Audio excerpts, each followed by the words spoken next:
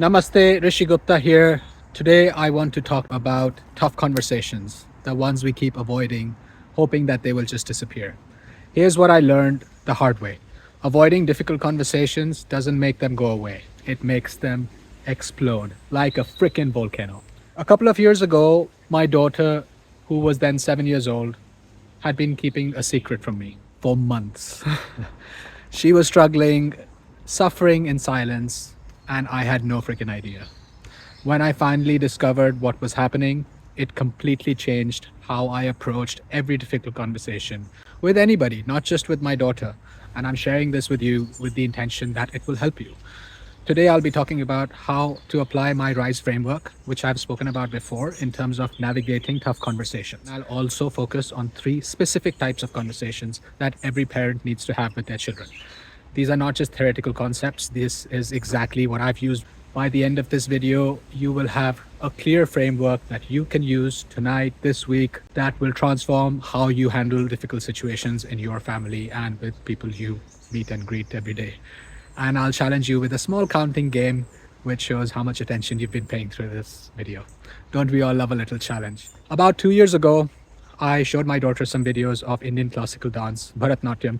She was instantly curious. Her eyes lit up watching those beautiful, graceful movements, the sound of the ghungroo.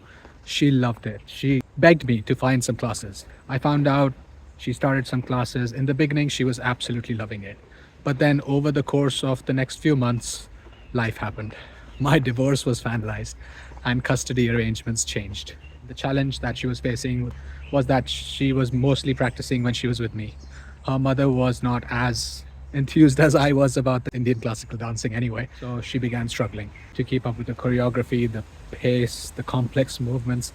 It's a tough gig, man, Bharatnatyam, and it all requires constant practice. So here's where it gets interesting. She didn't come to me with this. For months, she kept struggling and she kept it to herself. She would go to classes, try her best, come home, and never mentioned how difficult it was becoming for her. Then one fine day, my ex-wife called me. She said, "Our daughter told me that she wants to quit the dance classes. She says it's too difficult and she can't keep up and she's struggling to tell you." My heart sank. I was stunned.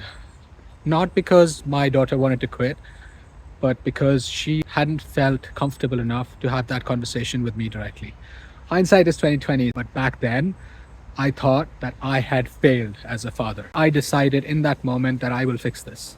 I realized that I needed to talk to my daughter in a way that would put me back in that titled position of world's best dad. The proof of which is on the thumbnail, as I have received the prize from my daughter a few years ago on Father's Day. So, first, I had to reflect. I was disappointed on my reaction that why she had not come to me. What had I done or not done that she needed to go through her mother instead of talking to me directly? I sat down with my daughter and asked her how she was feeling about everything. I told her I wasn't upset about the dance classes. I was concerned about why she felt she couldn't talk to me about it. And then she told me, she said, "Dad, I know how passionate you are about me learning classical dance, and I could see how excited and proud you were when I showed you what I had learned. I didn't want to disappoint you by telling you that I was struggling." Oh man, think about that. My 7, 8-year-old daughter was protecting my feelings. She was carrying this burden alone because she didn't want to hurt me. I had to be completely honest with her. I said, "Sweetheart, by not telling me, it didn't help anyone. You suffered in silence. I couldn't support you. And now we are in this situation where you want to quit something that could have been worked out in a different way. We could have talked about it. You didn't have to leave it so long for us to have to find a way forward. We didn't have to fix anything. We could have just dealt with the situation at hand without you having to suffer in silence for as many weeks and months that you did." What happened next was truly incredible. Instead of just quitting and moving on, we used a framework. It transformed my relationship with my daughter and how we handle difficult conversations. It's subtle, it's in the background where it happens. And let me break this down for you so that you can also implement this in your life if you need to. So the framework RISE stands for R, reflect and reset. I, implement and integrate. S, systemize and simplify, and E, evolve and elevate. So let me show you how this worked with my daughter. R, reflect and reset. This means pausing to discover what's really going on, focusing on responding instead of reacting. First, I reflected by myself. Why was I disappointed? What was my role in creating this situation? Then I reflected with my daughter, asking her how she felt and what she wanted to do. No judgment, no trying to fix anything immediately, just understanding the whole situation. I for implement and integrate. This is about building strategies that work for everybody involved through open dialogue. Once I understood her perspective and she understood mine, we had a completely honest conversation. We were able to find out what was going on. She told me that she did really want to stop the dance, and it wasn't about being behind. She genuinely wasn't enjoying it as much as she did when she started. I told her that it was my enthusiasm that was putting pressure on her, so she didn't need to feel that. S for systemize and simplify. Here we create a common understanding and systems that everybody can understand. Instead of having her disappear from dance class completely, I encouraged her to have a conversation with her teacher. We agreed that she would respectfully explain her situation to the teacher. The teacher was incredibly graceful and understanding and said that she would welcome my daughter back anytime in the future if she wanted to try again. This is not what usually happens. If somebody leaves without saying anything, they would not be welcomed back. E for evolve and elevate. This is about making it a habit. So as situations arise, now we have a framework to fall back on. This was the most important step. My daughter and I talked about how important it is that she feels comfortable in expressing herself to the right people at the right time. If there's a problem between her and her mother, she should be able to talk to her mother. If there's a problem between her and me, we should be able to talk to each other directly when the time demands it. Even though she was only 7, 8 years old at the time, she embraced this concept with open arms. We agreed to share what we feel, when we feel it, and how we feel it, with openness and honesty, without any fear of consequences. Hit that like button if you are following so far. There's a little bit more to this. There's 3 different types of conversations that also need to be understood to supplement the RISE framework. It will help you master your relationship with your children, the past, the present, and the future. First is about emotions. It's about present protection, creating a safe space for feelings right now, in the moment. My daughter needed to know that she could share her feelings with me in real time, not months or years later or through someone else. Ask your kids regularly how they feel about what's going on in their lives. And when they share, listen without immediately trying to fix or judge. Shut the fudge up and just listen. And I'm speaking especially to the men out there who just want to fix everything as soon as they see a problem right in front of them. Listen and empathize. Work with them to find a solution that works for them. Take a coach kind of approach where you ask them interesting and curious questions and figure out solutions so that they can learn how to come to solutions on their own rather than telling them what to do. The second type of conversation is about failure.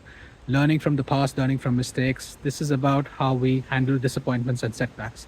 In our situation, my daughter thought that quitting was a failure. Recognizing that when something is not right for you, it's not failure, it's wisdom. As much as we need to learn what to do in life, it's very important to learn what not to do and what are the actions that are not serving us.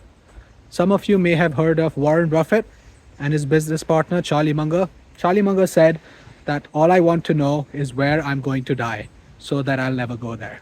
It's important that we as parents don't put pressure on our children on doing things that they don't want to do, or try to deeply understand what the reason for non-compliance or not wanting to do that is. Every single experience, even the ones that don't work out, teach us something really valuable.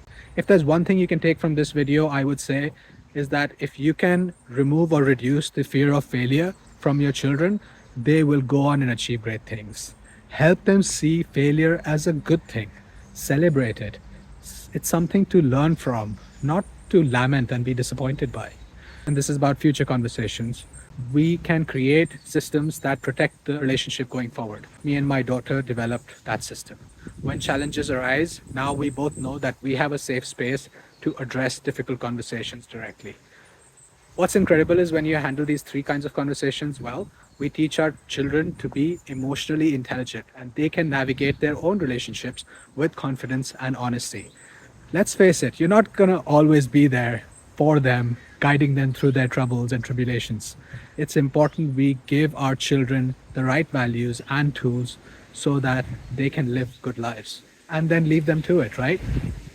A quick recap of what we covered today: the RISE framework: reflect and reset, implement and integrate, systemize and simplify, evolve and elevate. It isn't just theory. This is what works for me and my daughter when we're facing a tough situation. And it continues to work. The three types of conversations we talk about: emotions, failure, and future. This is a practical framework for you to use in your own family.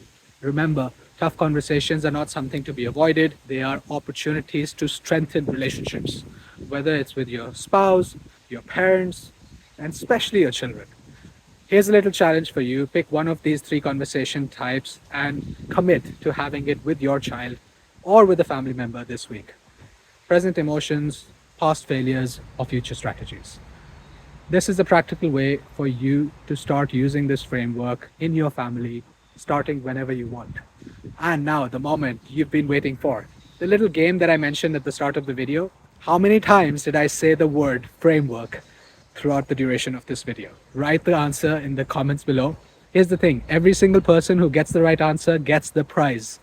The prize is a better relationship with your child. Still want something more tangible? You can always reach out to me and we can have a conversation about a particular situation that you're dealing with. But don't worry, I'm not going to try to sell you anything. I'm just offering a conversation, that's all. The link is in the description. What you do after watching this video is completely up to you. You don't need me to tell you that. But this is the tough conversation that I'm having with you.